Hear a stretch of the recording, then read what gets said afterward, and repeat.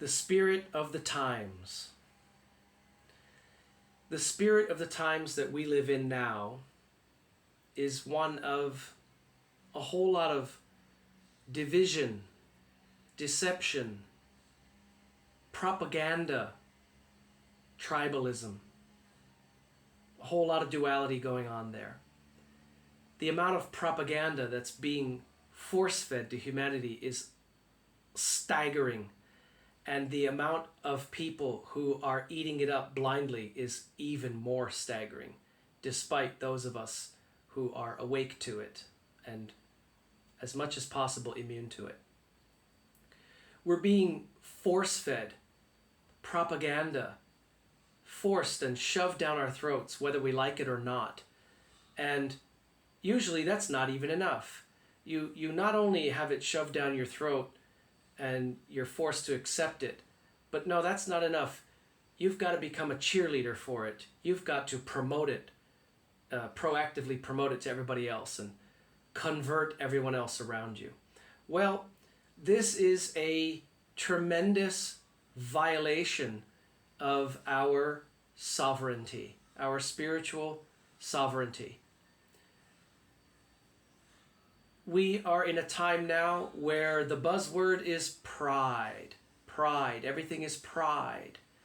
Well, let's talk about that. First of all, is pride something good? Is it good to be proud? Well, I guess it depends on what you're proud of. If you're proud of a hard-won individual accomplishment, sure. You studied your butt off and you got straight A's, you should be proud of yourself. Good job. Okay.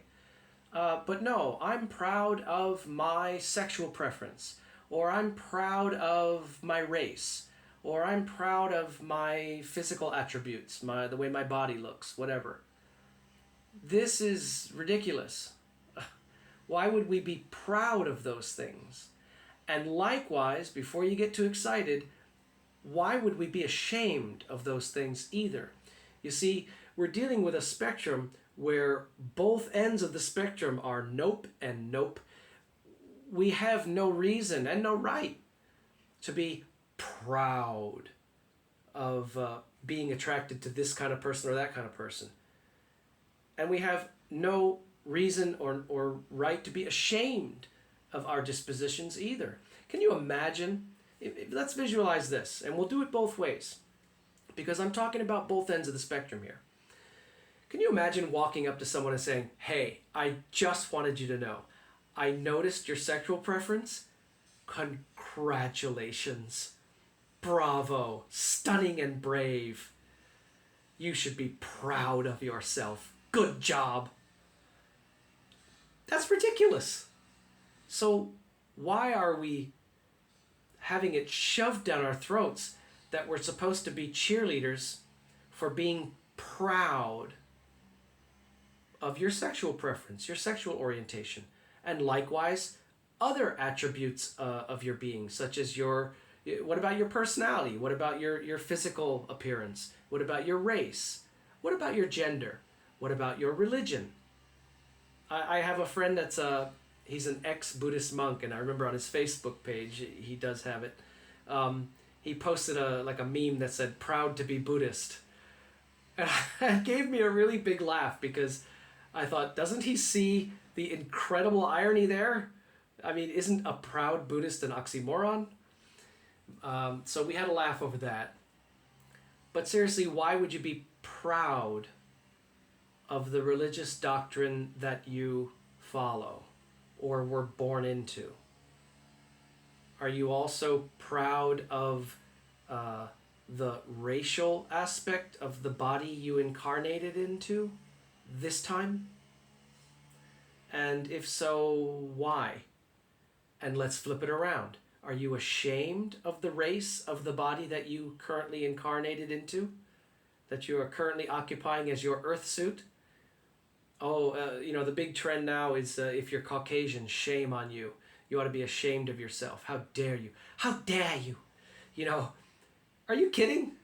We are teaching someone to be ashamed of the race of their family, of their parents that they were born into? This is absurd. It's equally absurd that anyone should be taught to be proud of it. Congratulations on being Asian. Congratulations. Good show. Job well done. You should be proud of yourself. Are you kidding? We need to get over ourselves. Shame is used to manipulate and control by breaking the person. Shame breaks us so that we can be controlled and manipulated by a tyrant. So someone that is trying to shame you, they're probably projecting their own self-loathing onto you. But it's possible they also might be trying to break you in order to manipulate you. Not coming from divinity, not good. But don't be fooled, because the other side of the coin is just as bad, but in the opposite direction. Be proud. Consider yourself special and better than the rest because of attributes. Are you kidding? It's absurd. So I think once we see through it, once we see the folly and absurdity that this actually is, I don't think it can affect us anymore. I don't think we can play that. I don't think we can be played by that game anymore, is a better way to say it. All of this pride and also shame is coming from ego. It's coming from the illusory sense of a separate self. Me, myself and I. I am better than, and I'm proud.